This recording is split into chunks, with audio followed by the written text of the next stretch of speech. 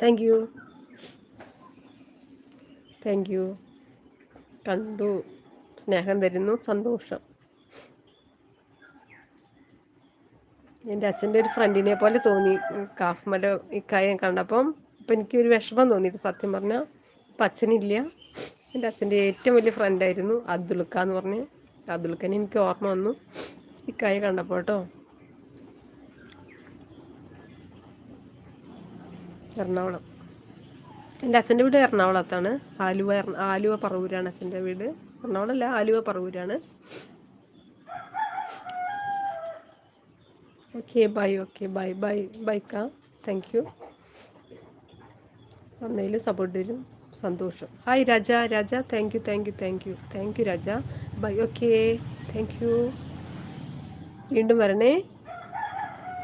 Come again Raja bro. വീട് എവിടെ? തൃശ്ശൂരാണ്. ഇപ്പം തൃശ്ശൂരാണ് താമസിക്കുന്നേക്ക. എനിക്ക് ഇക്ക കണ്ടപ്പോഴേ എൻ്റെ അച്ഛൻ ഇപ്പോഴില്ല. എൻ്റെ അച്ഛൻ്റെ ഏറ്റവും വലിയ ഫ്രണ്ടായിരുന്നു കേട്ടോ അബ്ദുൽക്ക എന്ന് പറഞ്ഞ്. രണ്ടുപേരും പോയി. അബ്ദുൽക്കയ്ക്ക് ഇപ്പോൾ ഒരു വർഷമായിട്ടുള്ളൂ അബ്ദുൽക്ക പോയിട്ട്.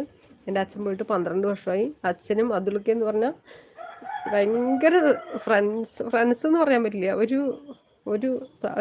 ഒരു അമ്മ പറഞ്ഞ മക്കളെ പോലെ ആയിരുന്നു. അത്ര സ്നേഹമായിരുന്നു രണ്ടുപേരും. ഇപ്പം രണ്ടുപേരും ഇല്ല. ഇക്കയെ കണ്ടപ്പോൾ എനിക്കത് ഓർമ്മ വന്നു. എനിക്കപ്പോൾ വിഷമമായി കണ്ടപ്പോൾ, പെട്ടെന്ന് കണ്ടപ്പോൾ.